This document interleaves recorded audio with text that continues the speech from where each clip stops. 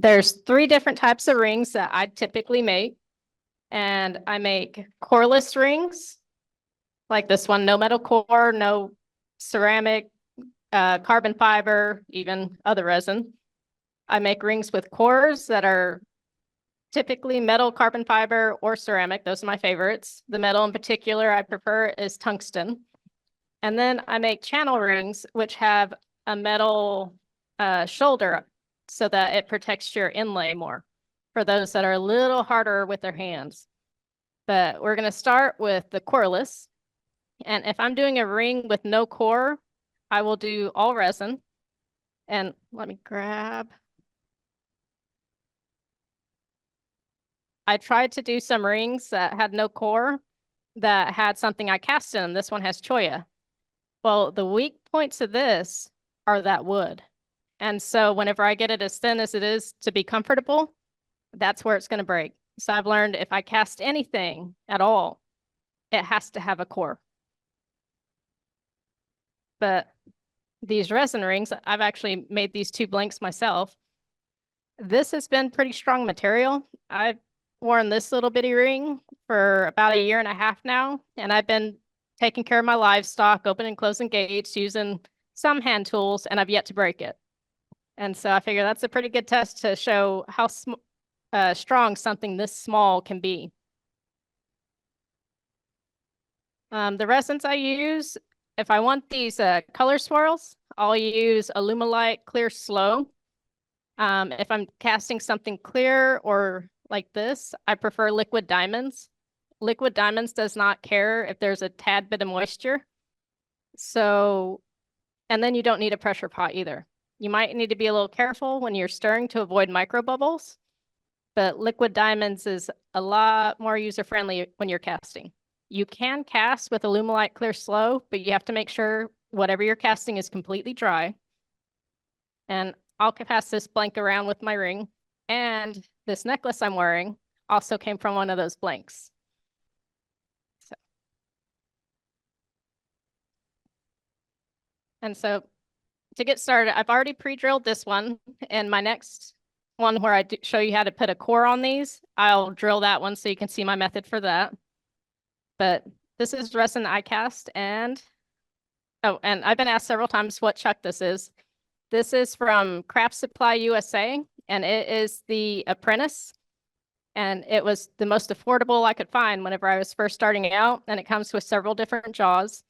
And it is my favorite because not many of the bigger chucks can hold a blank this small. And this one is perfect. Pin jaws can hold it, but then your work is extended out. You need to have things behind it to support it. But with this one, it's the perfect fit, just like your ring should be.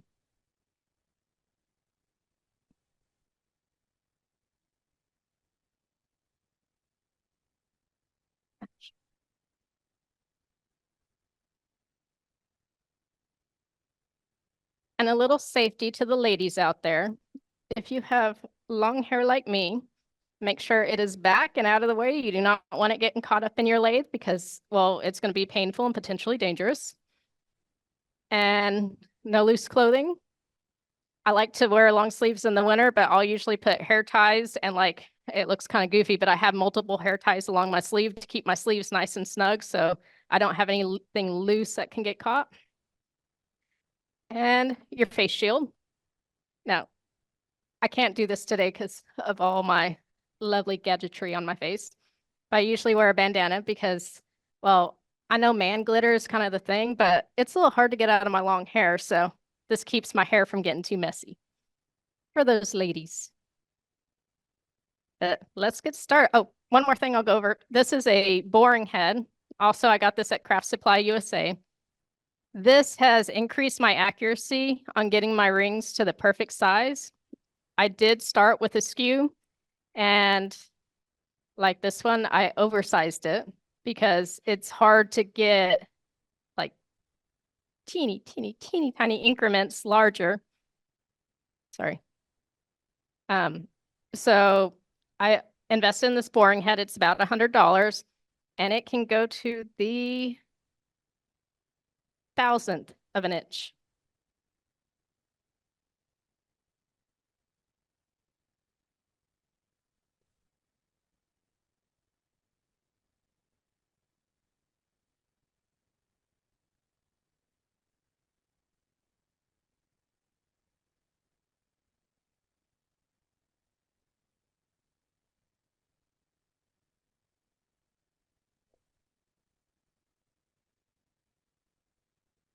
This one was pre-drilled, and I typically drill with a Forstner bit, but you can drill with just a drill bit. And I have all different sizes, so if I'm drilling a particularly large ring, I'll go ahead and start with a larger Forstner bit. But since I do ladies rings too, I typically start, this is a 1/2 inch, and it's a good size to start with. And I just, I'll move my boring head up and I will just adjust it the other way. Sorry. If there's mistakes to made, it's going to be made in front of everybody.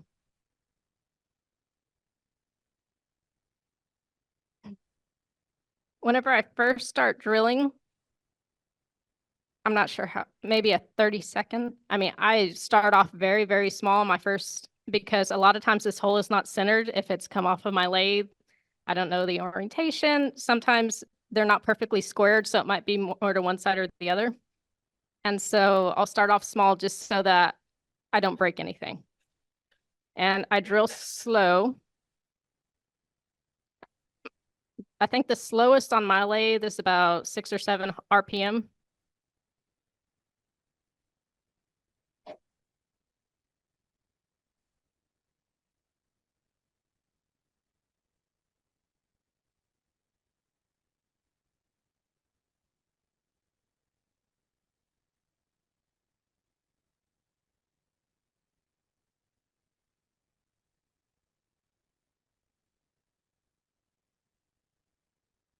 And I will gradually increase to the size I need. This one, I'm going to make a size 10. Hopefully, if I don't get too small, because this is a small blank. And that is 19.84 millimeters. And what's nice about making these that don't need a core, most cores do not come in quarter sizes. And I can make this to fit literally anyone, any size ring. And technically speaking, you can use resin to make your own core. Because sometimes I've had one guy that asked for a size 22 ring. They don't make size 22 cores. And so I could cast my own resin blank and turn that into a core for whatever he wanted. So that is an option.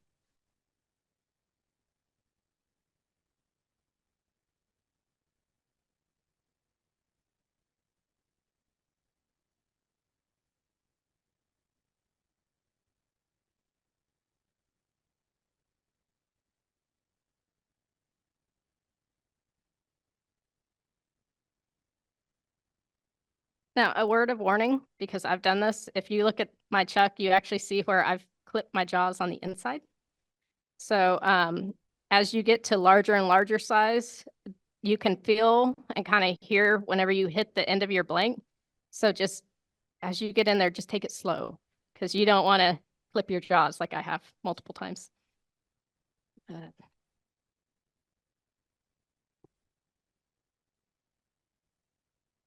I should have a pretty good long way to go, but I do check my size quite a few times. It's 16.4, and it was 19.84. So we got a little bit to go still. As I get closer to my desired size, I will take smaller and smaller cuts, but I know I need to get going for y'all.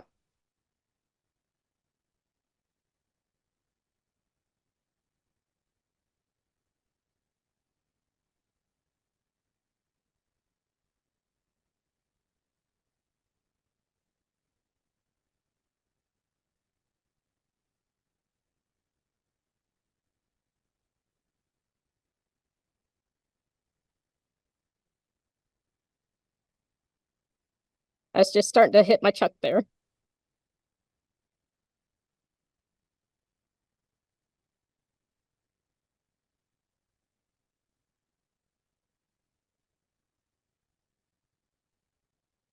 And I hit it.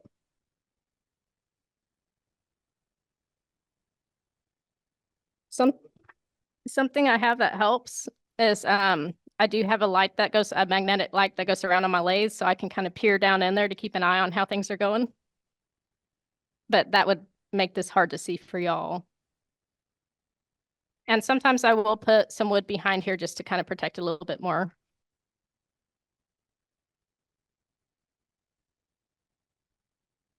Almost there.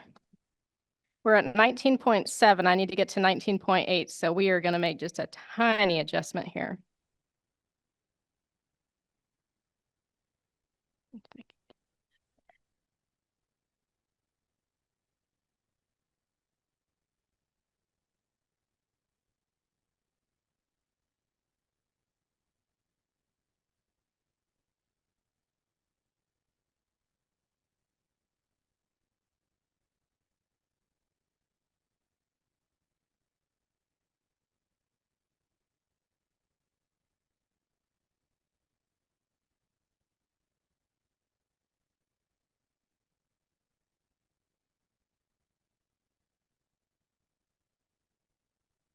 I also have an air compressor. I like to really keep things clean.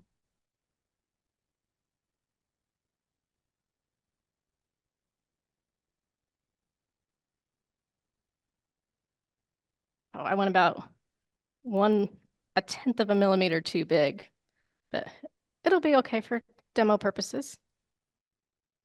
If anything, it's probably good to leave it a little bit on the small side because as you sand, you'll ease up to that size. So next, I'm not going to sand this here because that takes a while and it's a mess and y'all don't want to breathe in, especially resin sanding dust. But when you do sand, take this off. It really hurts when it hits your elbow.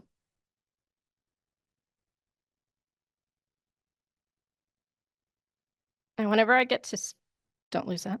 Whenever I get to sanding, I have an old t-shirt that I usually put under here because with pure resin, you wet sand. That gives you the best finish to everything. And I use Abernat sandpaper. I have 120, 240, 320, 400, and 600. And I will go through my grits. I don't want to, whenever some people like to take this little edge here off whenever they're turning, but I like to keep the edge on and just sand it off because if you have a fully rounded ring, to me, it's just not high quality. I like to have it mostly flat, but still comfortable whenever you sand that edge.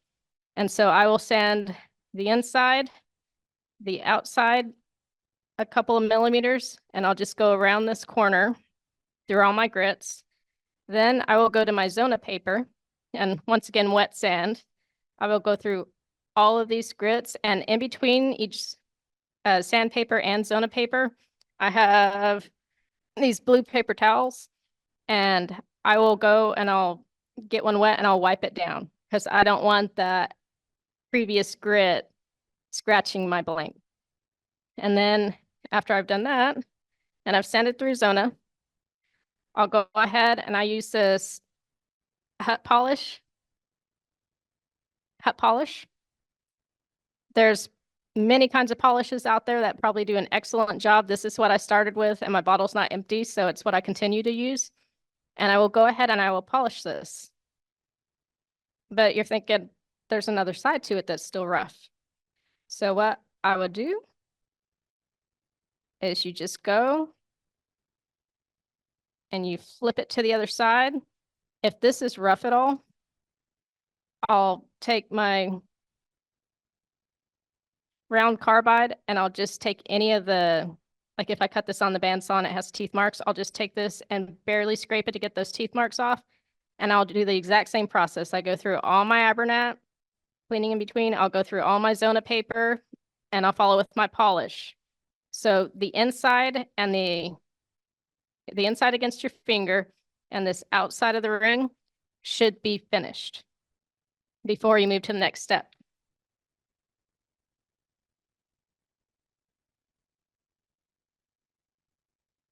And then I can get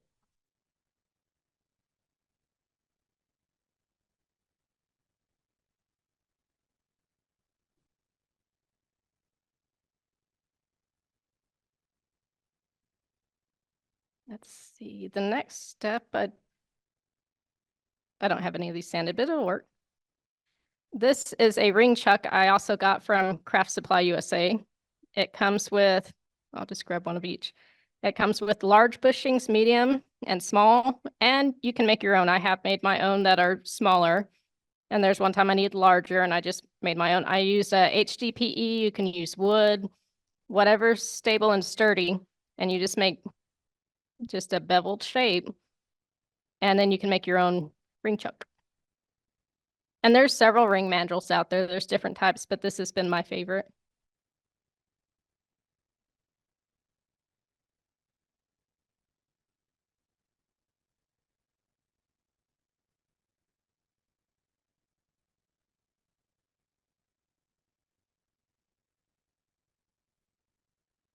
And sometimes, okay, it's overhead.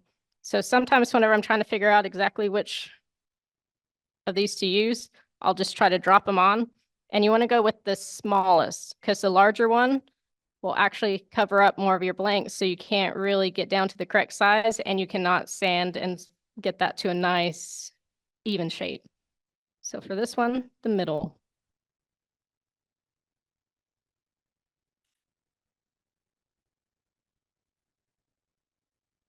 We're pretending that this is really pretty on the inside already.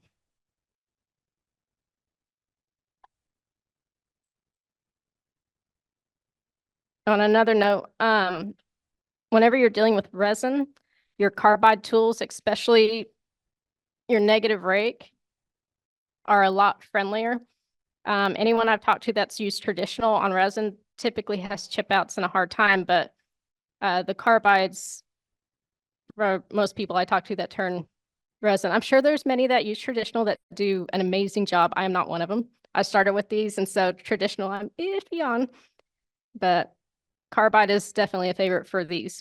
And like I said, your negative rake, that's a lot less impact. However, if you have a flat tool, you can adjust your angle slightly to get that negative rake, especially if you're taller.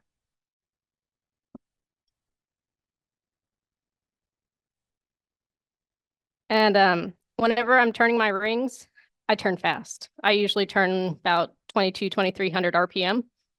This one is going to max out about 1200, but it's going to work fine. It's just my preference.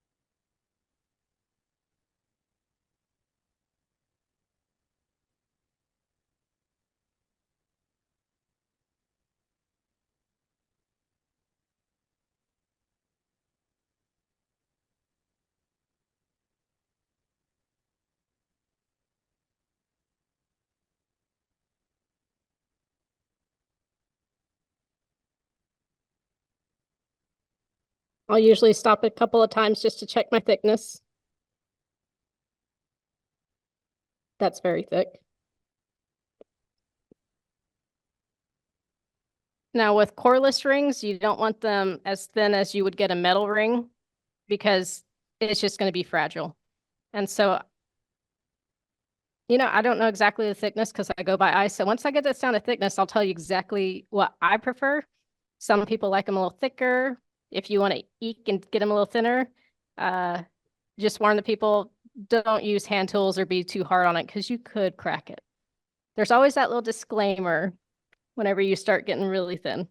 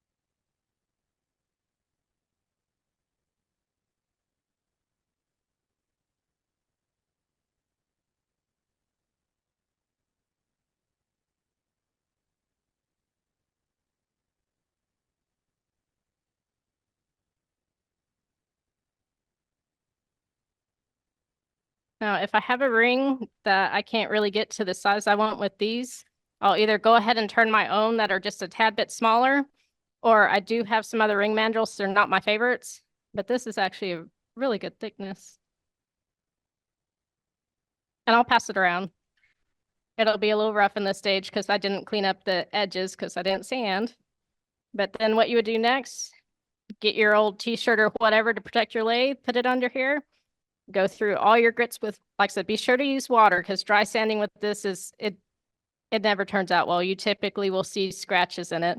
They have to go back and resand, which sometimes you might have to do it anyways, especially if you have some more of these dark colors in your blank, because any dark color, it's going to show scratches in resin. But I go through all my grits, all my zona, I go through my polish, and then after I clean myself off so I'm not covered in shavings,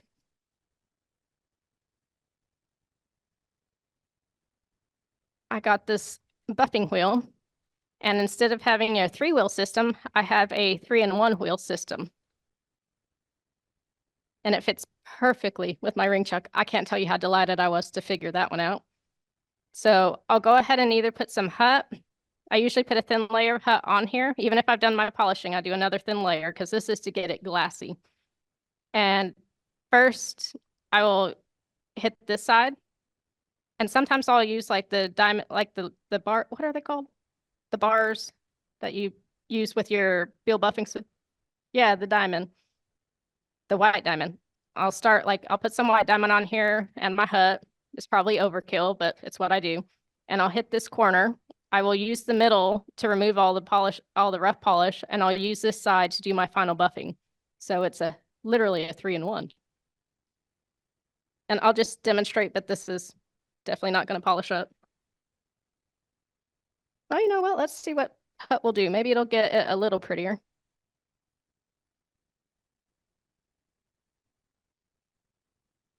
Be sure to shake them up because if it's like this one, it does separate.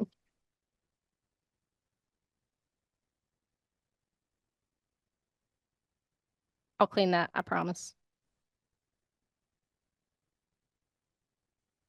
I just put a thin layer of hut all over it. And if this was sanded, I'd get the edges, but these are pretty rough, and so it won't work.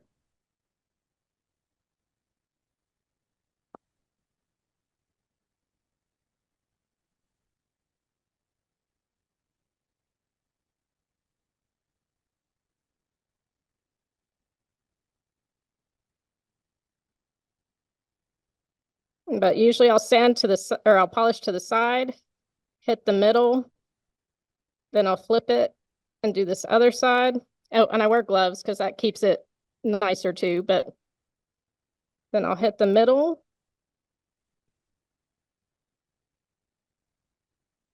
And I'm just really loosely holding this because I do not want it grabbing my finger. That'd be nasty. And then hit this side.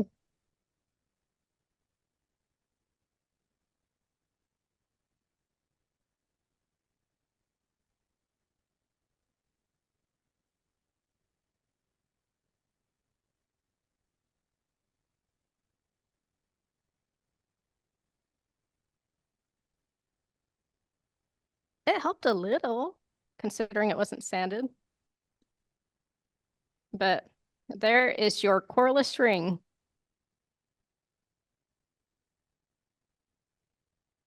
And here, I'll pass it around so everybody can take a look at it. Just remember, normally it would have a beautiful curve to it. You wouldn't have any rough edges, and it'd be pure glass. Yes?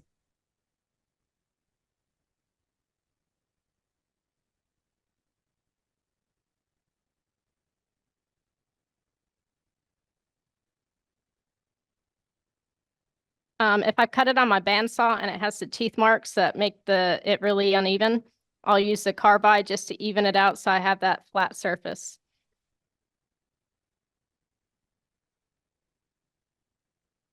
Yes, yeah, if I cut it on both sides, I'd flip the other side too. If it's a tad bit too thick and I don't really want to take it to the bandsaw to try to just do that sliver, a lot of times I'll also use my carbide to just take a few little bites off of it because you don't need to get to the edge because that's going to be gone. You just need to get to the edge of the interior of the core because it's going to be so thin. That's all that you're leaving.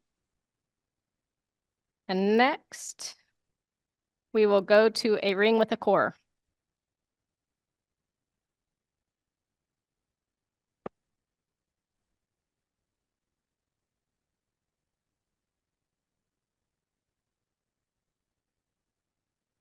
Okay, I'm going to pass these around.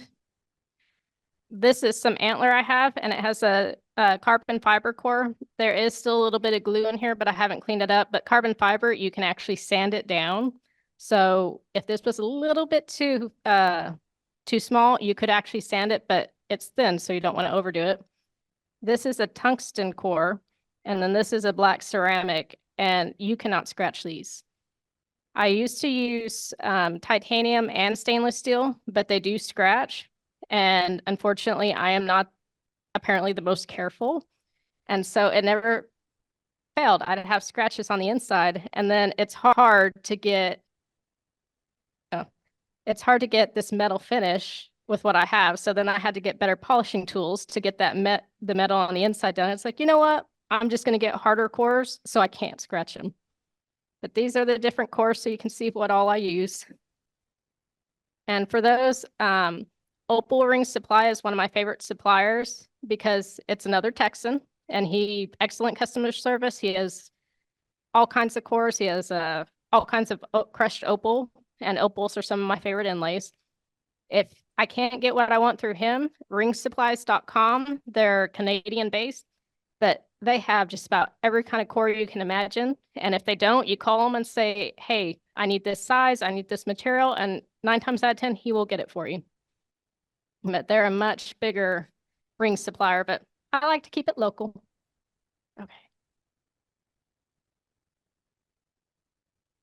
I'm sorry, what? It's a Opal Ring Supply. Mm-hmm. And I can send that out in an email as well with my materials that I use.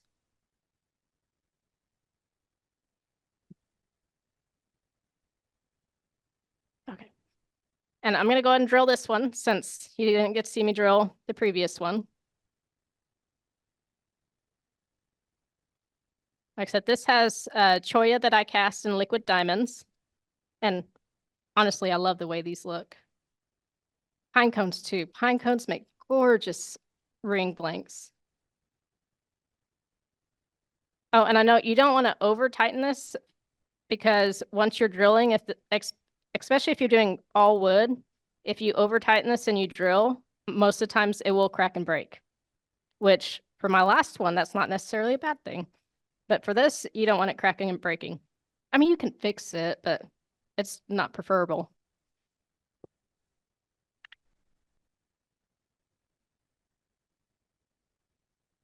Okay.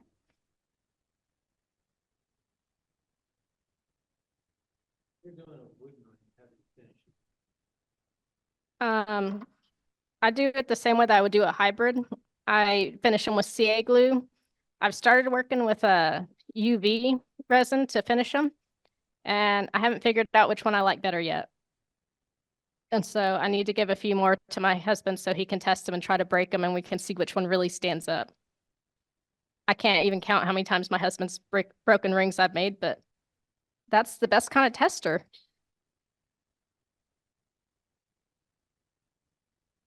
Yeah. Not that I've already tightened it, but like I said, this is a 1/2 inch Forstner bit. I have 3/4 inch and 1 inch for my bigger rings, but really, I mean, with that boring bar, it doesn't really matter. You can get it out to whatever size. And if you already know that it's a big ring, I'll take bigger bites off of each bore. So it really doesn't matter to me, at least. You do drill slow.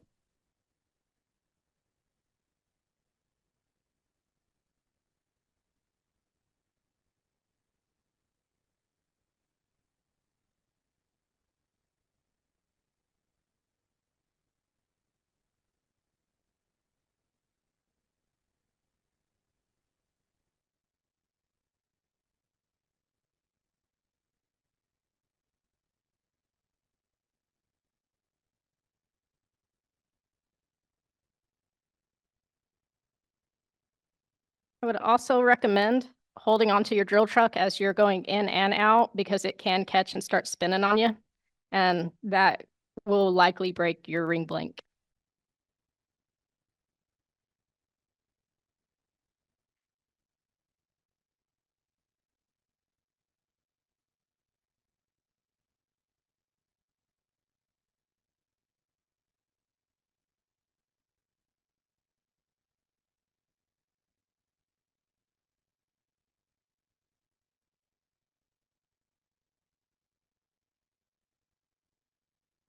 Okay, that metal ring has an outside diameter of 21.5. And since the last string was 19.8, I'm going to go ahead and leave it where it is right now. I'm not going to drill it or bore it out at this point, but I do want to make a mark. So I know whenever I get to this point, I need to slow down.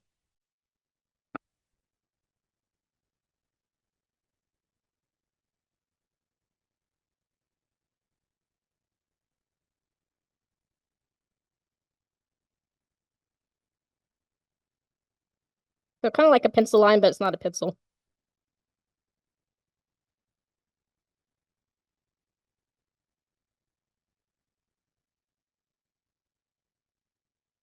You can take bigger chunks, but I've also had rings break by taking too big of chunks.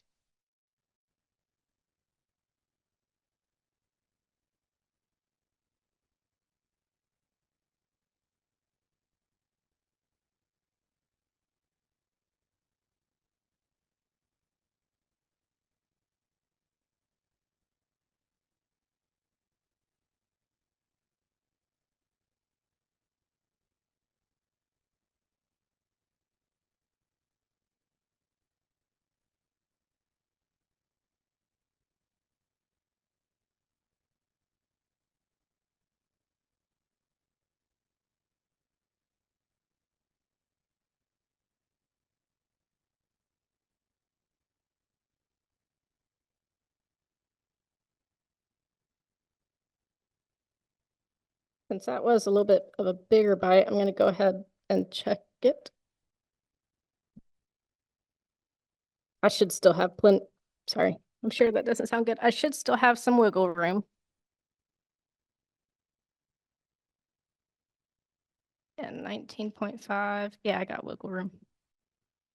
So we're going for 21.5.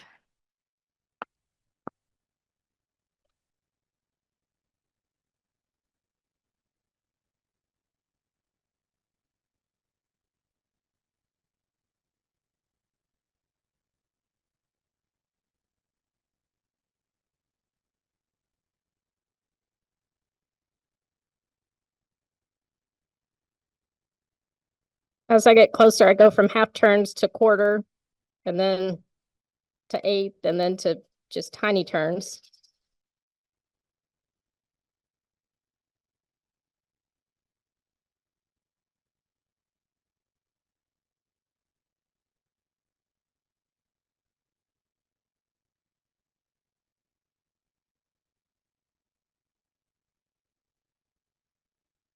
Getting close.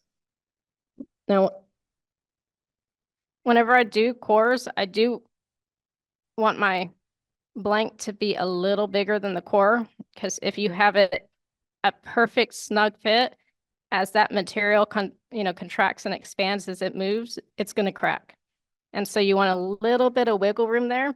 And that's why I like 5-minute epoxy, because it is a little bit more elasticy. That way, as the wood moves, you're less likely to get your blank cracking. Mm-hmm.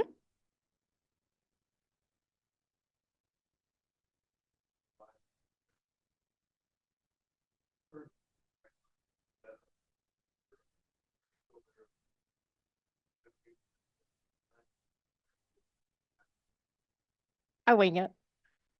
One of these days I will measure to see what a full turn of this does, but I've just been doing it so long to the point it's like, well, a half turn is about, like, to my eye, like that much, and a quarter turn is about that much. So just through my own experience, I kind of know just by eye what it is.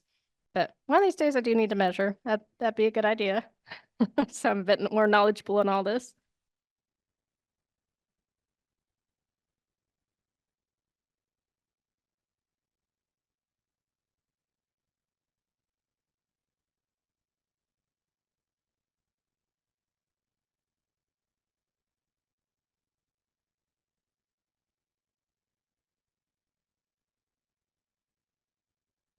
And another thing, when you're doing cores, if your blank is wider than your ring, you don't have to drill all the way and risk hitting your chuck because as long as it's deep enough to fit your ring or your ring core.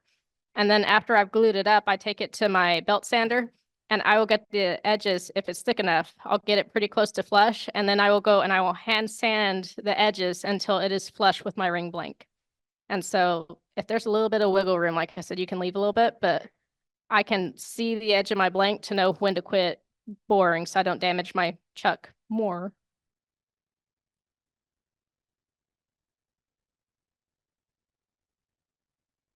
Okay, teeny tiny bit. And then what I do too is whenever I have my core, I'll actually test the fit constantly. And it almost fits right now. So, I mean, it just needs a tiny bit. Like I said, I want it a little bit on the loose side.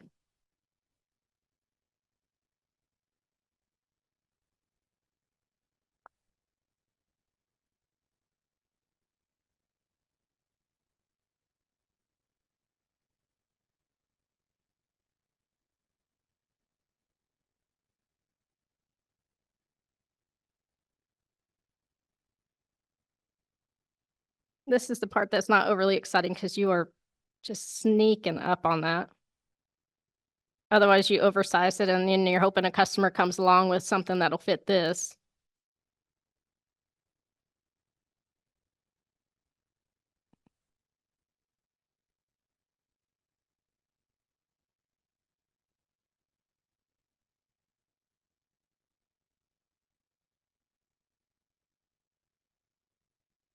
That's not even hitting.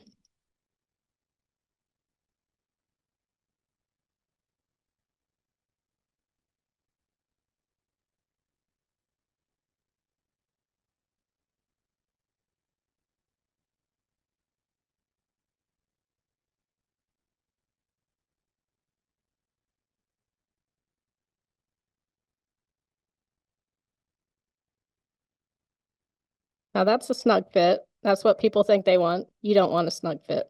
Like I said, you're going to crack that ring as temperature changes, as humidity changes.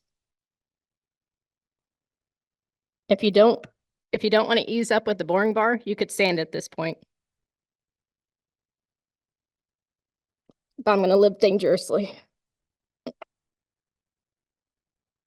which apparently isn't a good idea right now, but it's a demo. What can go wrong?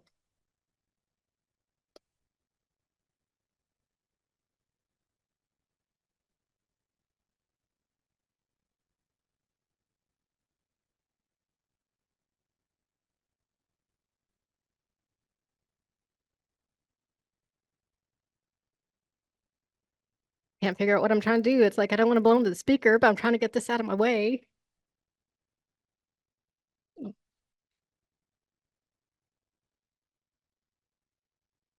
There we go. That's a good fit. And now it's stuck in there.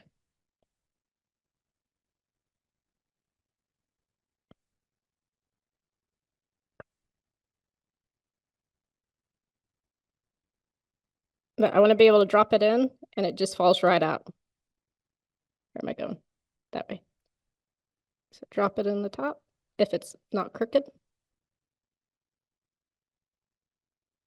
And it falls right out the other side. I might sand it a little bit more.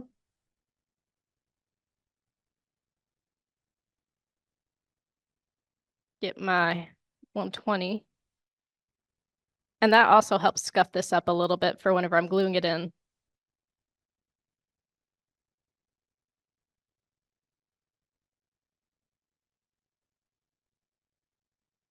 Now I'll pass this around so y'all can see about how tight I like them. If there's even a little bit more space, that wouldn't hurt my feelings at all. But that's a pretty good fit. And then too, this is the fun part because you get to see what it's going to look like, or at least a pretty close idea because you can see that inside. And I can see about how much material on this outside I have to see what's going to show. But there's that.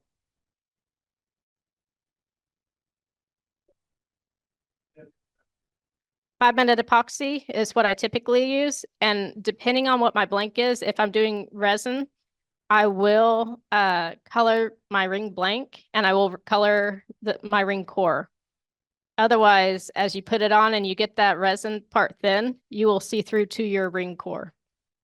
Now, I grabbed a blank that had a core in it, and then it dawned on me, this is antler. I can't really turn antler in an audience because bone dust is like really bad for you. But I passed this around earlier, and like I said, this is glued in. I think I didn't use any paint on this because just the black showing through the marrow whenever it gets really thin is a really neat effect. And I will play with that. Sometimes I'll paint my core white and then paint my blank a different color or even leave it natural. And then that'll give you almost more 3D effect, more unique looks to it. But I mean, you saw this ring blank, how thin it is. Well, with a core, it's going to be even thinner. And so it will get transparent. This already is going to, once it polishes up, this is going to have a few areas that are a little bit on the transparent side.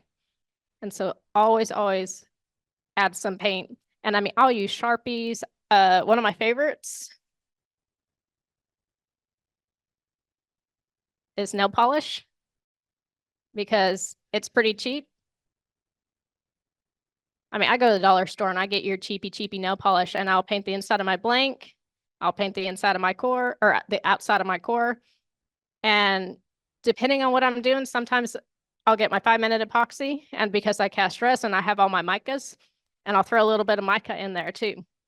Like I said, it just depends on what look I'm going for. But nail polish.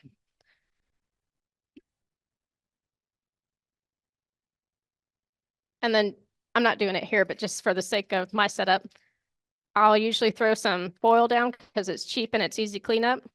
Get my 5-minute epoxy and mix it. And like I said, since I cast, I have a million popsicle sticks. And so I'll just mix it up, put it on the inside of the blank, put it on the outside of the core. And like the core that's going around has those grooves. You want that glue to get in those grooves. That helps it hold it on. If you let a lot of air be in those grooves, it's not as strong and it can pop off. I did find that one out the hard way. And so this ring that has no grooves, it is kind of scratched and roughed up. I can't scratch this further because it's carbide, but when I use stainless steel and titanium and even carbon fiber, I will go with 80 grit and scratch it any kind of circles and crossways and all directions to try to give that glue that much stronger hold so that my core will stay on. And my preference is to go ahead and let it sit overnight. And usually I have enough rings I'm making that I can. Technically, you can turn it. You can just read the instructions to see what it says is stable enough. Oh, and don't forget your gloves too when you're using 5-minute epoxy. If you're messy, because I'm messy. And I'm not going to turn this, like I said, because it's bone dust. But I would do the same process that you just saw with the resin blank. I'd put on my ring chuck and I would turn it down, and I keep checking it. I'll take it off and I'll look and say, oh, I want a little thinner. Put it back on, turn it a little bit thinner. Once it's to the correct thickness, I'll go through all of my sanding process with it. And the only difference with these is I will go ahead and put several coats of CA or UV resin on it. And if we have time, I have this wood blank and I was going to do a channel ring. And if we have time, I'll go ahead and show how I do the CA on it. So I'm going to get moving a little bit faster on this one so I can get going. Not this one. This one. And I cheated a little bit because this takes a while to do. I got this to the correct thickness. So that way I can break it and get it on my ring. I just have to drill it out. And like I said, I will not tighten this down tight. It will snap my ring blank. When you're doing channel rings, such as this one, can y'all see? You might go overhead. Can you see the channel here? This is a really thin one. It is 2.3 millimeters. And These are nice because this metal shoulder is extra protection. That way it's less likely to break or chip. And so I've started making more of these channel rings, but the only downside is I have to break this. And that's always a little scary to actually willingly break something. But I will measure what this is. 1806. I want it a little bit bigger. Probably, well, that's on the channel, so probably not that big. Probably about 18.5. That'd be a good size. Because you want that wiggle room so that it does have room to expand and contract.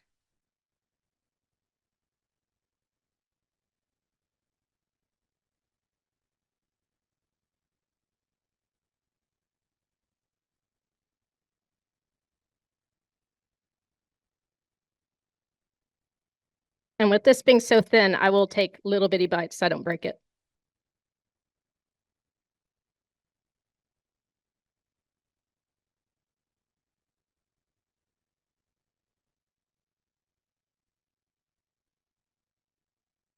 And go slow.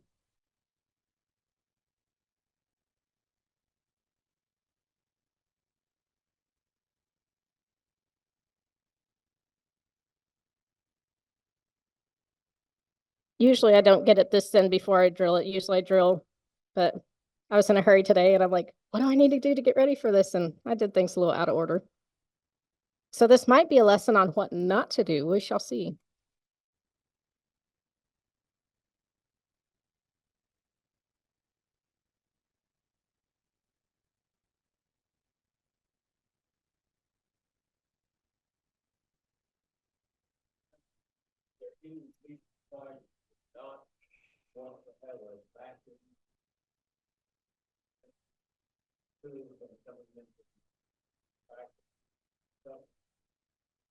No, I should.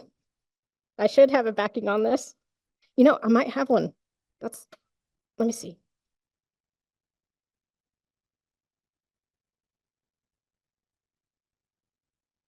Yeah, it definitely is a little sturdier if you have a backing. Let's see if I have something. Haha, this should work. Thank you, John.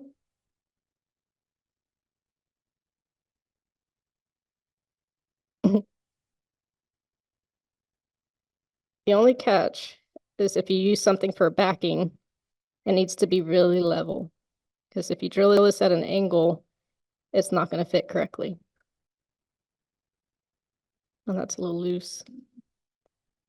We'll see if it helps.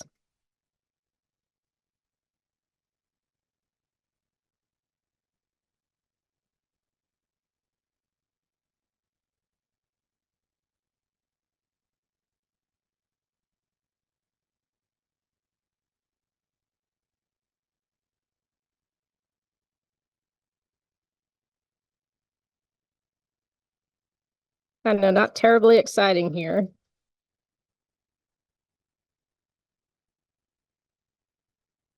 And if this wasn't a burl, I don't think I'd worry quite as much.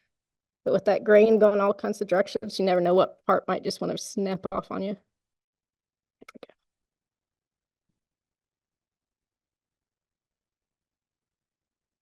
Okay, let's cross our fingers and break this and hope I don't have to do a lot of hand sanding to fix anything.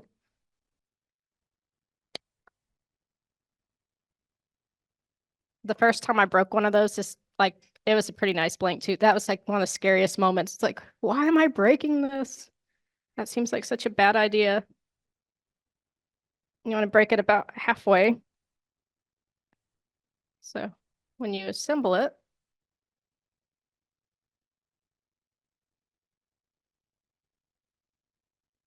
I'm gonna have to do some hand sanding.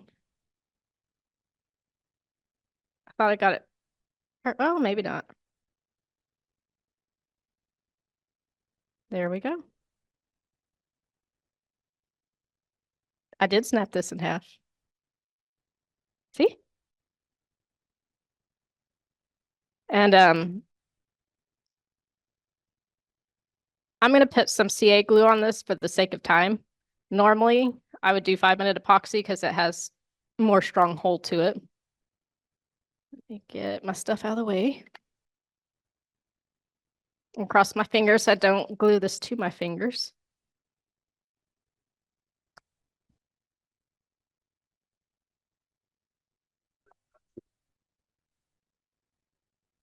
It helps. Acetone does help. No, it doesn't. Well, I actually did an experiment because when COVID came out and everybody has hand sanitizer, I'd heard that that has some negative effects. So I have glue on this, too much buildup. I like using these tips so I can control it better, but I have a bit of a buildup on this. But anyway, so I got several resin blanks that just came out really ugly that I cast, and I don't know why I kept them because they were really ugly. I should have thrown them away, but it was perfect because I could use them for an experiment. And I threw them in acetone, hand sanitizer, and I had like 4 of these. So one I left in for an hour. One I left in overnight. The overnight one turned to rubber. This resin, I could twist it. And the hour one, it took off all the shine, and I actually had it on a core. It came right off the core after an hour. So that's why I tell my customers, if you have one of my rings, do not use hand sanitizer while you're wearing it. And for those that sell pins, don't wipe them off with hand sanitizer. It will eat away your finish. Now, I was given some pipettes. I should have brought my pipette tip because that would have been better. Okay. I haven't done this in a while because you have to move so much quicker. I'm used to 5-minute epoxy. I can take my time getting it to fit, but let's see how this goes.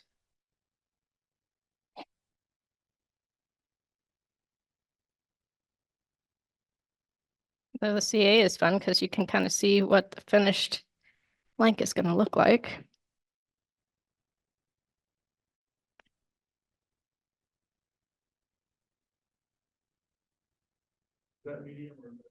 This is thin.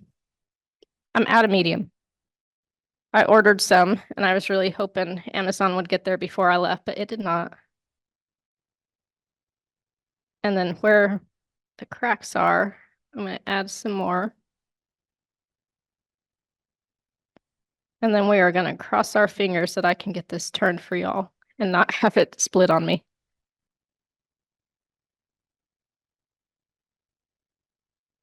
And just for a little bit added security, because like I said, I don't do CA, I'm going to go around.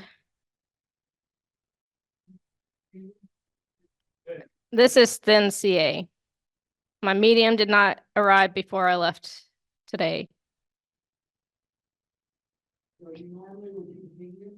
Normally I'd use 5-minute epoxy, but for the sake of this demo, we're going to do a little bit thin.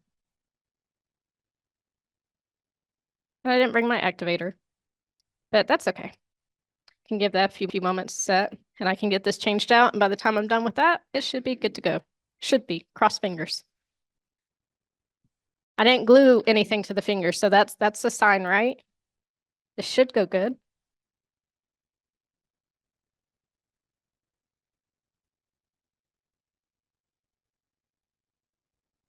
Oh, yeah, that's...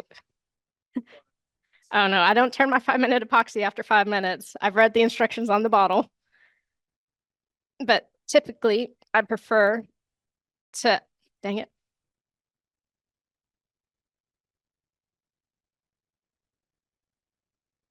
Okay, I got a little worried there. Okay, we're going to see what size to use. Oh, I can use a small. Perfect. Like I said, the smaller, the better.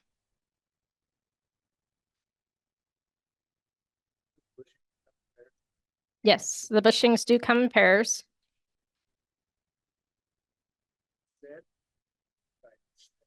They you can get them individually or you can get them in the set. I got the chuck with 3 sets of bushings. And like I said, if anything is above or below this size, I'll just make my own. I just try to keep this same profile, but just downsize it or enlarge it. And I've had good luck with them. Like I said, I do HDPE because so that way, if I keep it for a while, I don't want the wood to move on me. I could make resin ones too with my junk. You know, pin blank, cutoffs would make really good bushings. Okay, we'll give that a little bit longer to set up, and I will clean up my mess. Favorite color? My favorite is usually black and blue if I'm doing resin. Blues and purples are great sellers because most men like blue and most women like purple and blue in combinations. Blue and black is great for men. Uh, this blank I passed around, that's a good seller.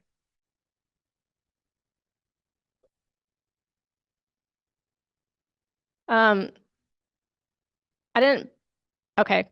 As it was explained at a previous time, I'm frugal. I'm not cheap, I'm frugal. So you can go on Amazon and you can find silicone molds for baking. And you can put like, this is an inch and a half. So I put inch and a half square silicone mold. Well, they have these perfect little squares for baking. And it comes in a sheet of like 24. And so I will cut them up so it'll fit in my different little mold holders for my pressure pot. And so that way I can have multiple little of these. And you know what? When they wear out, because they're cheap, oh my God, I threw away 25 cents. Whereas the higher quality silicone, as those chunks start coming out, you might have to throw away 25 bucks. So I've learned frugal is better.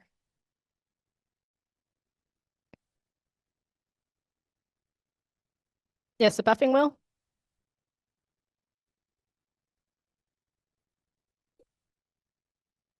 I don't remember if it's Harbor Freight or Northern Tool, but it was along those lines that I got the buffing wheel. Frugal.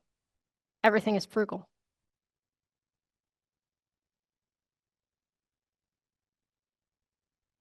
Okay, this is very thin, so it's going to be slow turning. There are people that will just go and hog all that out, and about half the time it works, and the other half time explosion. So, and that's still not fully cured. So I go very slow, very easy, take little bitty passes, and 99% of the time, my ring blanks make it. I've watched so many YouTube videos of them going really fast, and it's like, then it cuts out. It's like, well, that one came apart, so here's another one. We'll finish that one out. Well, slow and steady wins the ring making race. Though this might explode because, like I said, not fully set. So I do apologize if that happens. But we're going to take it easy. Oh, that's thin. That shouldn't hurt.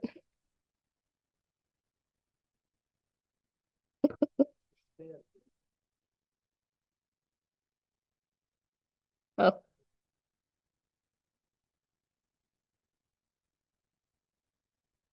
It hasn't come apart yet. That's a good sign.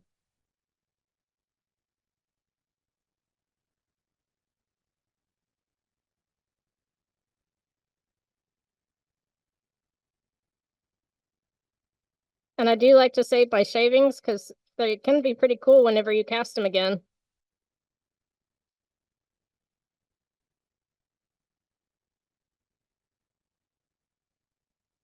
I've actually put them into like maple inlays, or I had a ring out of maple and I wanted an inlay that was a little different. So I actually got some of my colorful shavings and put that in it, and it came out pretty cool. There's very little I waste in my shop.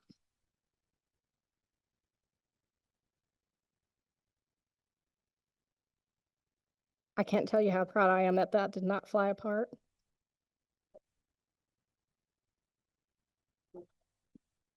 And the next thing I do, because this tool can't get down hardly any deeper because this is such a thin channel, sometimes I'll take my parting tool, or I'll take this carbide. It's a mini tool, a broken mini tool, but it's a mini tool. And it's perfect. This is what I use for whenever I cut channels for my own inlays. And that's really pretty. So I'm not going to do an inlay, but if you come to this Saturday, I'll do a few inlays to show.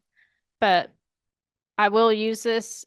I want to get this below the shoulder. That way, whenever I put my finish in there, it's not over the top. So you want this recessed just a little bit. And so I will recess it a little.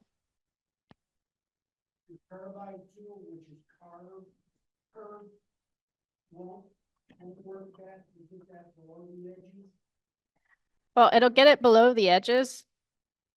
Like I said, a lot of time I didn't bring my parting tool. Maybe I did. Let's see if I brought my parting tool. Ah, I did. Let's see if it fits. It will. I don't know the last time I sharpened this though, but we'll give it a go. But like I said, I will recess it just a touch to give my finish some room. Otherwise, if that finish is above that middle, when there's pressure that hits it, when anything hits it, it's likely to crack on you.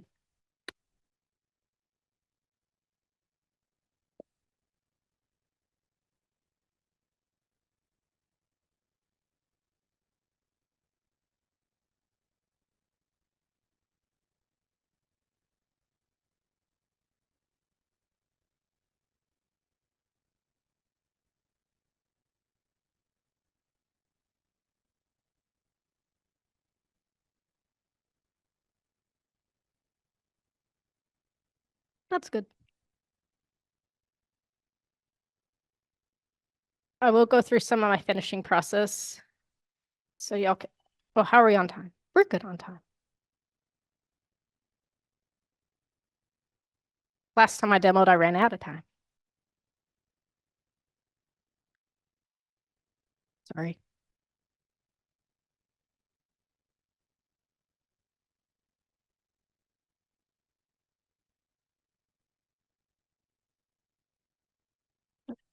Use this. I apologize. I'm a little bit of a butterfingers tonight. It's because people are watching me. In the shop, I swear I never drop anything. Okay, when I do this, I do use my face shield. And if you looked anywhere near closely at my face shield, see all those spots? That is CA glue. And so as I'm putting this on, sometimes it flies back at me. And I've had it stuck to my eyebrows before. And that's not fun. Or like it gets on your lips and your mouth is closed and you go to open your mouth, it's like, it's stuck.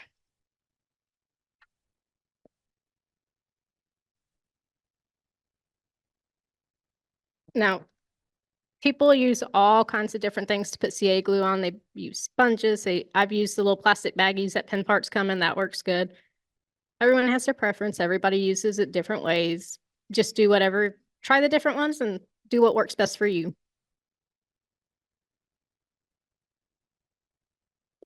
You know, I start with thin. I do several coats of thin and then I finish it with a coat or two of medium. And because today seems to be my messy day, I am going to use gloves. No, nope, it doesn't need to be sanded.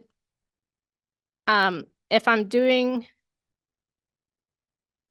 like with a core, once I get it down to size, I would sand this, but I'm going through my sanding and polishing system.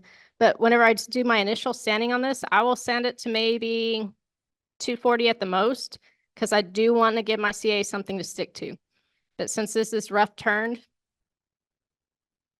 if I am worried, if I do get this pretty smooth, I can hit it with my, oh, it's 180, I apologize, my 180, just to give it a little bit more to stick. So for the sake of that, especially since I don't want to push my luck today,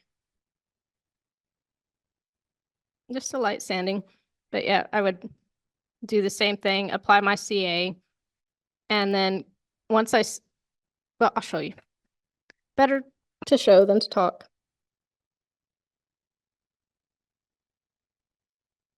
You want this slow.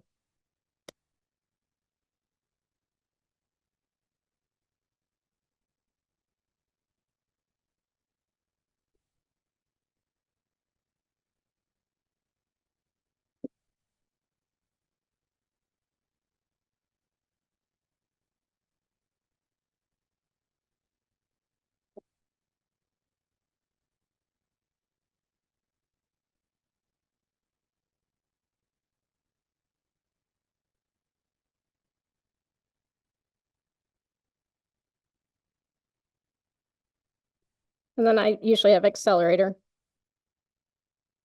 But otherwise, it's just a little bit of patience. And as I'm watching, I can see that shine get a little dull. And I know that those first couple of coats have set up.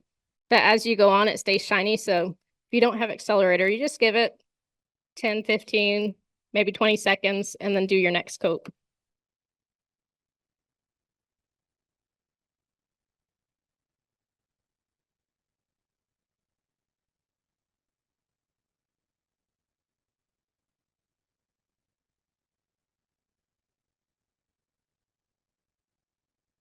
And because I keep reusing this is why I glue my fingers to paper towels. And sometimes I blew on my fingers from the paper towel. But since I have a glove on, I don't have to worry this time.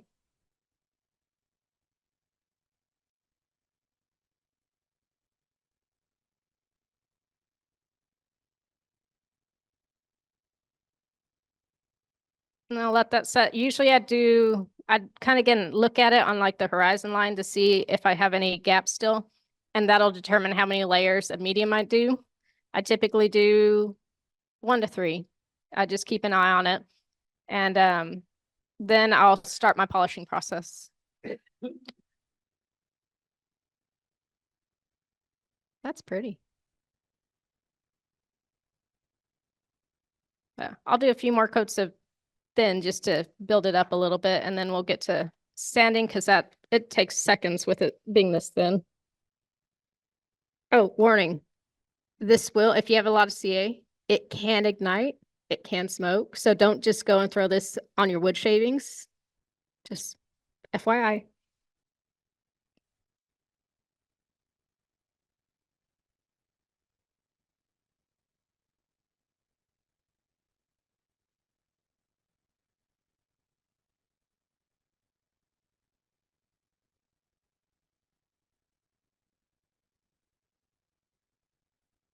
I'm way too impatient to just like wait for it to cure without my accelerator. I'm like twitching now. It's like I really want it.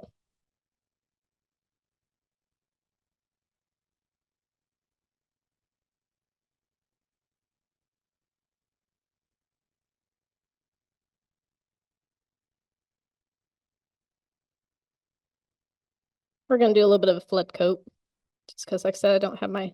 Well, I'll give it a second. Otherwise, this is gonna stick to it. But since I don't have my medium, I'll actually hold the paper towel underneath it and I'll drip CA on it to kind of flood it a little bit and fill in any grooves. It's not the best practice, but it works.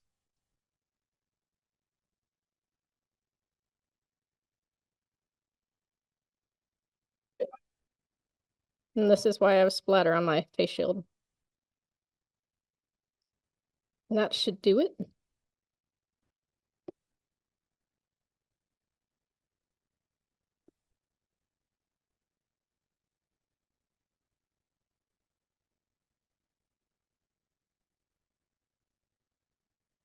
Oh, and whenever I use my water, whenever I'm wet sanding, I have a few drops of like a Dawn dish soap or something comparable in there. And that helps to kind of collect the shavings, not the shavings, but the little fine dust. And so that's why there's bubbles. And that is about the cheapest spray bottle you can get at Walmart. Frugal, very frugal. When it works just as good. I've gotten the nice spray bottles before. They don't last that long.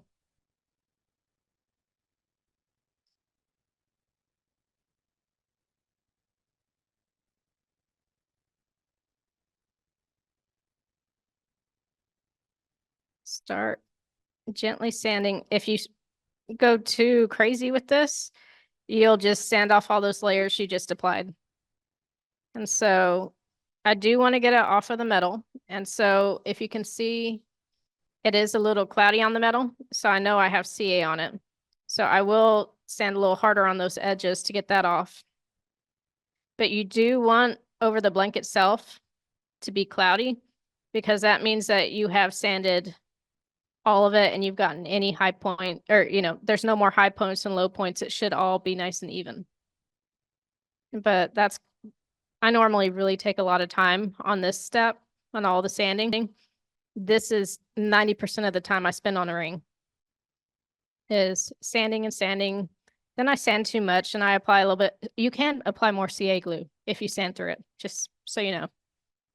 I do that unfortunately on a fairly regular basis.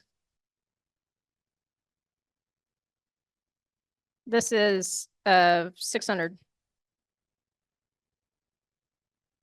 If I know I have too much built up, I'll go down to my that's not one, to my 400. And so like to take it off the edges, I can do that to go faster. But then I risk scratching up the CA I put on the other part of the blank. And I don't typically want to do that because then that's just more I take off and I might have to reapply. But if you're really careful, you can just barely touch that edge.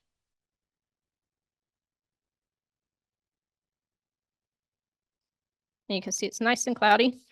So then normally I turn it off, do a thorough inspection, and I don't like this part, I'll touch that up. But for the sake of this demo, and I don't want to bore you all to death, move through some of this. And like I said, Zona, I only wet sand. I don't know if you're supposed to dry sand with it. I'm not sure. If I'm doing my water blanks, like if I'm doing this with my Zona paper, I will turn it off and I will sand side to side just so I can make sure to get all those scratches out. But when you get down this thin, and if you use a light touch, you shouldn't have any noticeable scratches. But those water ones, it does happen. And then I always try to keep my things in order.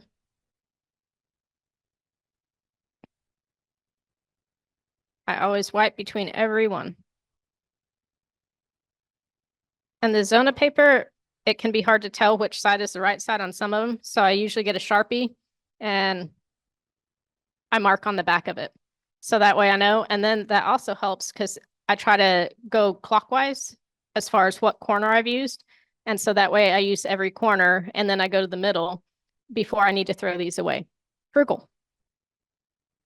Get the max amount of use out of these.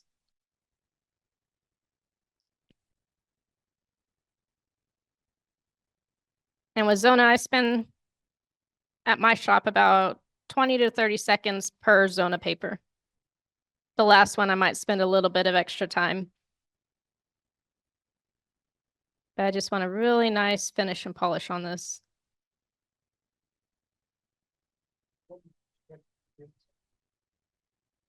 They're in the microns. I'd have to grab my paper to tell you the grits on these, but they are, well, you know, the polishing pads, is that what they're called? Mesh pad, micro mesh pads. I believe it's pretty close to the same microns of grit, but I've used those. And one thing I found is, as I'm pressing, sometimes you'll get a little bit of a burn if you press too hard. But with the Zona paper, since it's so thin, it doesn't hold that heat like those pads do. And so I can press, and then with the water, I never have that problem. I don't know if I wiped the last one. This is why I don't talk whenever I turn, because I get distracted and I forget steps.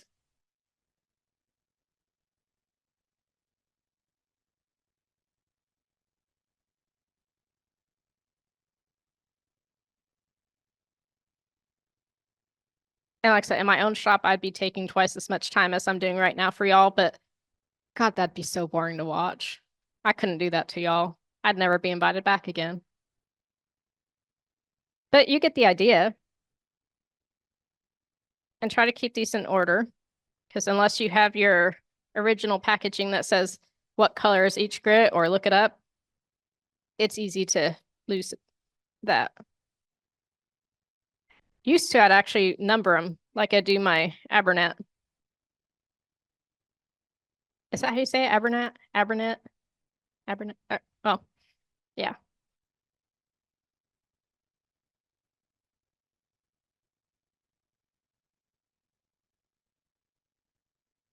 And I'm hoping this comes out pretty good so you can See how pretty this one's going to be. Yeah, this white one, I have no clue which way is the right if I didn't have this mark, because both sides are same color. Oh, one got dirty. That's my fault.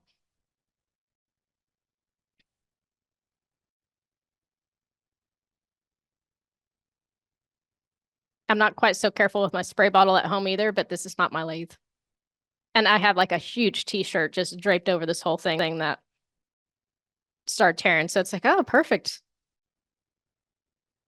Because it protects my lathe and I can even use it because it's a real soft one. So I like to use that to wipe, especially whenever I get to these higher microns, because your old junky t-shirts might scratch. I mean, they might not, I don't know, but it seems like softer would be better. That's my final one. I will go ahead and make sure it's dry. And I don't even like to stop it now. I don't want to look at it yet because I want to go ahead, oh, that's wet, and do my polishing paste so it gets all pretty. And this one I will speed up. I'll apply slow. Sometimes I've had that spray on me before. I know it is that's shavings. But I'll get it on slow. And pick up.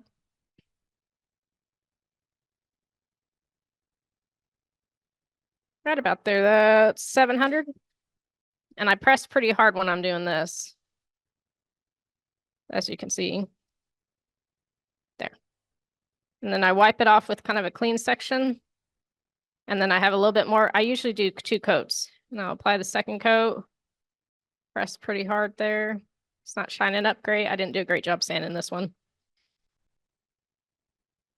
That's getting a little shiny there. Pressure. It's a scratch remover, supposedly. Yeah, friction polish.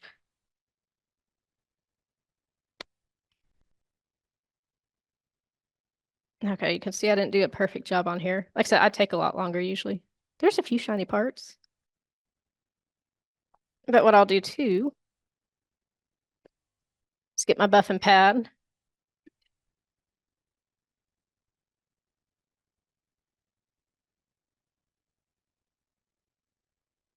And see, I have some glue to the outside. So this is the time I would normally work and get all that glue off of the exterior. Oh, got my wheel on backwards. You got to keep your process straight. If I had that wheel backwards, it would just throw me off so bad. Going from this way to this way.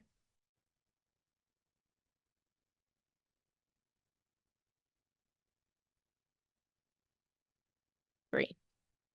So because this, I don't know if this is tungsten. So if I scratch all the nice shiny finish off of this, I know it's not tungsten. It might be an older stainless steel. But I'll go ahead and clean up. Sorry. Remember the camera. I'll go ahead and clean up all the glue on the outsides of this.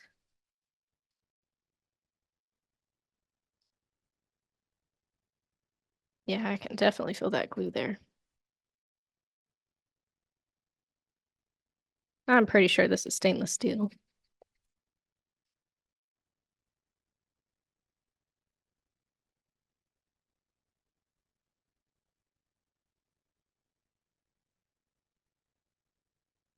Get it off that very edge.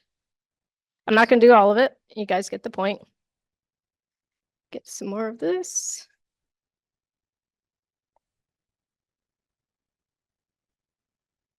Just a little bitty bit of polish. Get it all over. Like I said, this probably won't polish up great. I needed to add a few more layers to really get it good.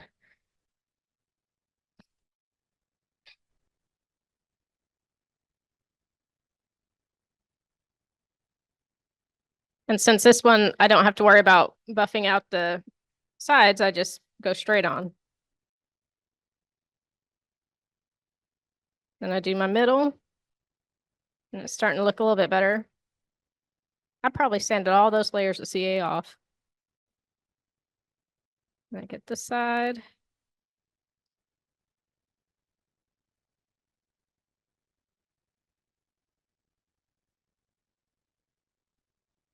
Okay, just my disclaimer, this would not leave my shop in this condition. But you can see a little bit of shine here and there. But normally the metal where it's shiny, it'd be shiny all the way across. I mean, I want this thing looking like it's glass covered. So this is not glass covered. This is not how I'd let it go, but you get the idea of my process. Like I said, I recommend getting some medium CA to build it up a little bit higher instead of doing 20 coats of the thin CA without accelerator and have y'all wait an extra hour for me to do this properly. If you'd like to pass it around, like I said. It needs some definite TLC, and I will do that whenever I get back to my shop, and I will bring it to the open shop so you can see what it should look like. And I'll also send pictures once it's done so you can see what it can look like at its best. But do you have any more questions? If we have some time, I could probably talk about I could do an inlay on this. Anybody want to see me do an inlay?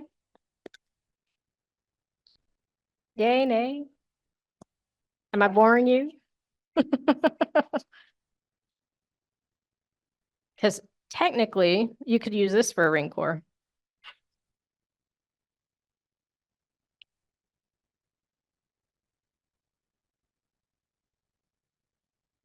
Let's do a quick little basic inlay.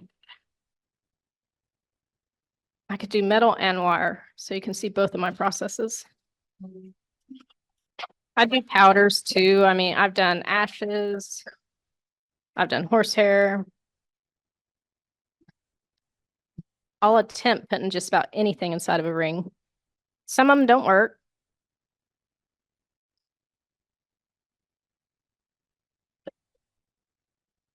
Okie dokie.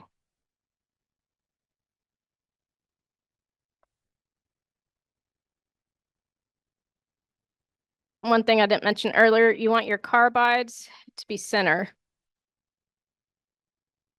when you're turning.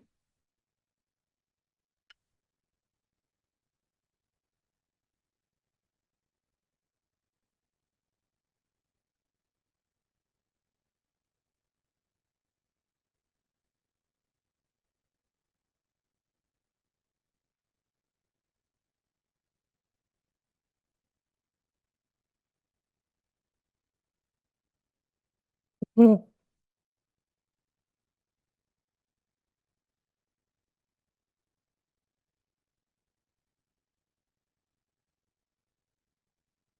what I'm doing here, I'm going to cut a channel for my wire.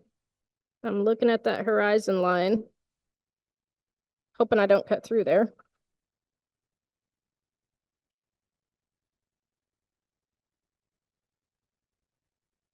A little bit deeper. Wrong way.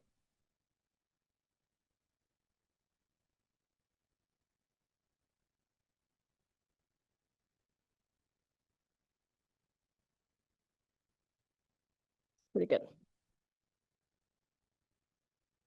Okay. So I got some copper wire off of Amazon, and I put it in a baggie with a hole to make it nice and not like come apart on me. I think this is 18 gauge, I believe.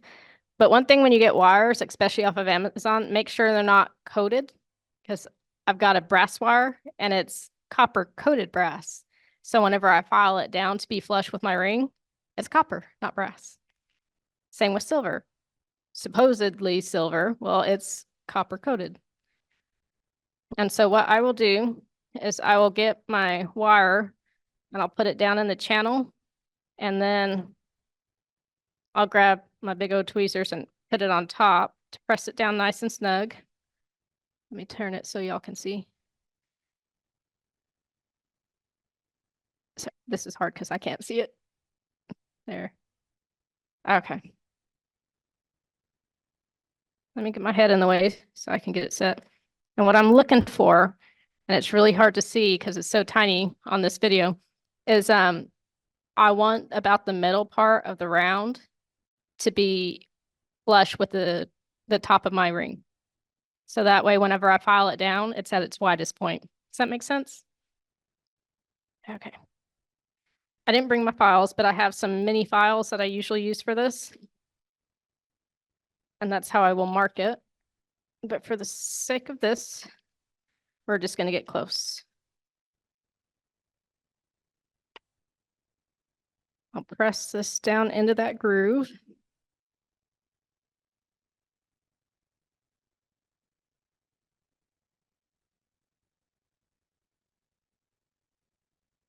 And see if I can mark it. Yeah. And then I splurged a little bit and got these flush cut pliers so that I don't have that pinch point. I never remember which way to go the first time though. That's the downside.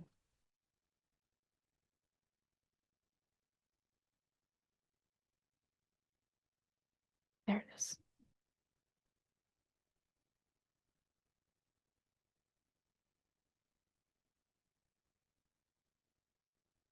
Did I do it?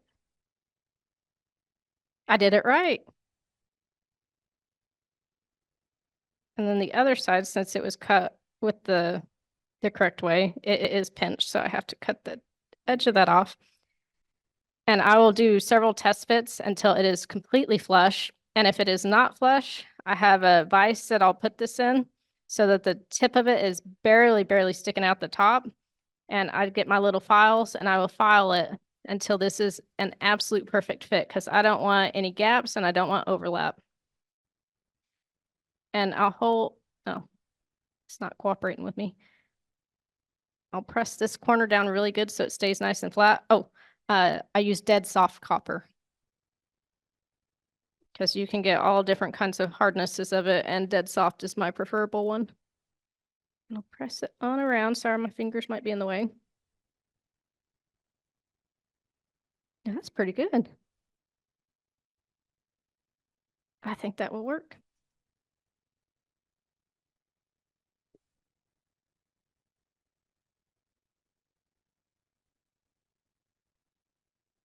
Usually, I never get it right the first time. So yeah. This channel is really hard to see on this resin. All I do is I get a little bit to start it. Try to get the edge of that in the channel.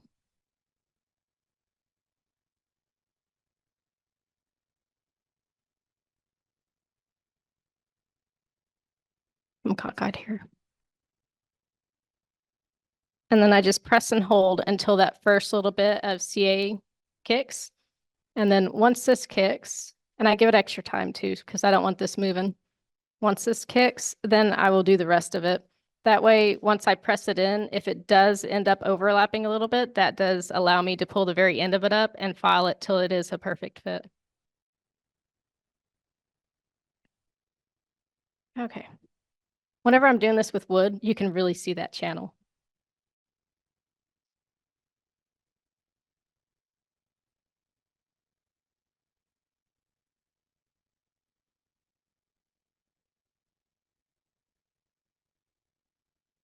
Okay, I didn't quite go to the end there. I'm gonna get my, and you can use any large blunt. See, it popped out. I didn't give it enough time to set. I'm probably gonna glue the gloves to it, but that's okay. See, this is like my panic moment. Like, it's not sticking, and now everything's gonna stick. See, things were going too smooth. I measured it out perfectly. It can't be perfect in front of everybody. So I'm gonna hold it here and let it set, and I'm gonna finish it out on the ends and be a little bit more patient this time. I don't have my files with me, but what I'll do is I'll use my tool rest, and I have a larger file that's a metal file, and I take the fine side and I get this on the slowest speed, and I very lightly press that file down, because if you put any pressure on it, this will pop off. Okay, it might not. I can't say it will, but it is likely to pop off. And then you have to cut a new wire because it is so flimsy after you filed it down a little bit that you cannot hardly get it in place. And 9 times out of 10, it has too many creases and bends and you won't get a nice clean look.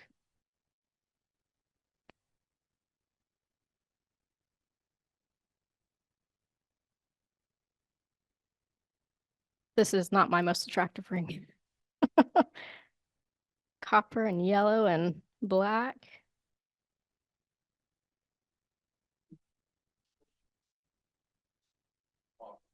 I use CA glue for this step because I don't want to sit here for 5 minutes holding it like this. And it usually holds really well and it allows me to go ahead and file it pretty quick. Once I get it close to flush with the surface, I will go with my 180 grit sandpaper and I will hand sand it because like I said, once I get this diameter cut in half, this 18 or 16 gauge, whatever it is, that is very, very thin and very, very delicate. And most of the time, whenever I filed it, it comes off. And so it seems to take a while, but technically it saves me time and not having to redo it if it does come off.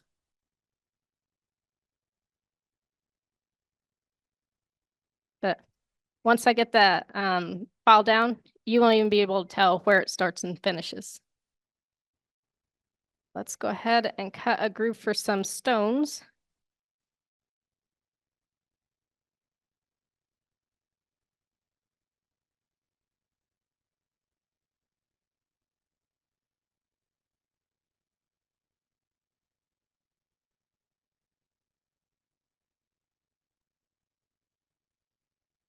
I typically go a little deeper than that and then just fill it with several layers of stone.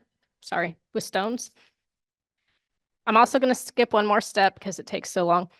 I will paint my channel here with whatever paint, fingernail polish, whatever I have. That's a similar color to the stone I'm inlaying. So that way you can't, like, if there's any, the stones aren't all perfectly shaped. And so that way you don't see down through it. Unless that's the look you're going for. I've done some black ones and I've wanted like a colorful stone and I want you to see all the cracks that go through it. And that can be a neat look. Or I'll even put stones in and I'll get a metal powder and I'll sprinkle it in all those little voids. And that's a neat look. But 9 times out of 10, I will paint this.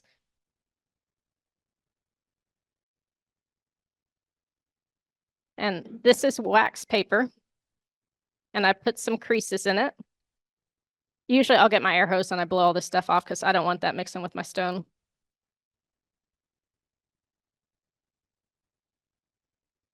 Because that way, any stones that fall in here, I pour back in the bag.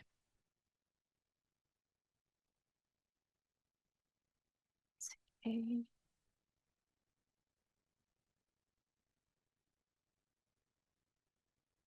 And then I don't know what this little container's from, but I have this little bitty container. And so instead of dealing with the bag and making a mess, I pour a few in this container to deal with.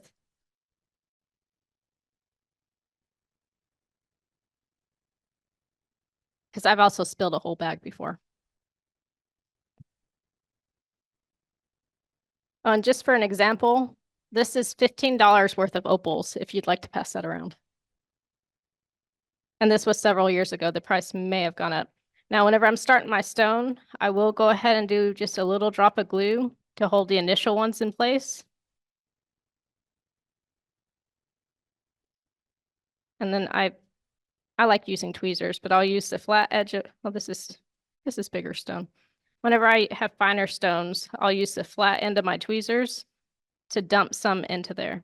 But this is bigger than my channel. And so this is how I do opals. I mean, I will literally go and pick out stones and do one at a time. And that also helps me because opals, depending on their orientation, will give you a shine. And so if I orient them right, it's just brilliance. It's beautiful. But normally I would scoop and pour and scoop and pour and go all the way around. And any that fall on here, I'll just make a valley with my paper, put it in here, put it in the bag, and I don't lose any stones. And especially when you're dealing with that little thing of opals, I don't want to lose any of those. Those are expensive. But one thing I do too with my opals, because they come pretty coarse like this usually. I'll shake my bag kind of like that and bounce it. And then I'll flip it over very carefully. And all my really, really fine bits of opal are on the bottom. It's like powder. And then I can carefully gather it on the end of my tweezers or whatever tool you use and sprinkle it in to fill the gaps. So then you have a fine sparkle in all the gaps. And as I go along, as I get these placed, I'll do just a touch of glue. If you put too much glue as you're turning, your stones will fall out because there's just too much glue. It's too running. And so it just takes tiny amounts going around. I thought I grabbed one of my other stones that's has more powder and is more fine. And that's just what I'll do. Say I've gone all the way around with this. I usually set this off to the side and I'm working on other projects. And every like 5 or so minutes, I'll go and I'll turn it to the opposite side because as my glue globs up here, I want it to be kind of even. And so I'll just go and I have like a little ring I'll put it on or like a little peg. And so I'll just go and turn it back and forth, like I said, every couple minutes. That way I don't have any buildups. So just turn it to one side then the other. Once I'm sure it is dry and set, I will take my negative rake. That's not my negative rake tool. I'll take my negative rake tool wherever it is, the round one, and I will gently get this down to the final size.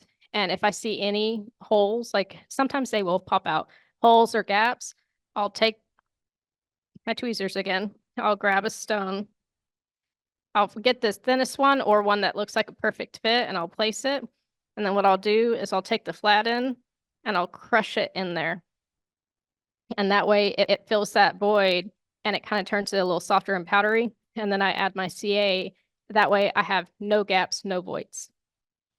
Because I feel that gives you a much more professional look than if you can see little bits and pieces through it. But like I said, depending on the look, that might be great, but 99% of mine, this is my method.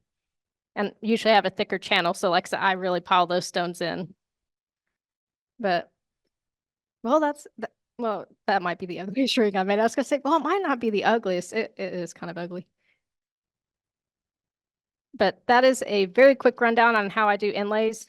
Then I would go through my CA process, do about 5 or 6 coats of thin CA, do 1 to 3 of my medium CA, polish it till it's glassy. And we're done.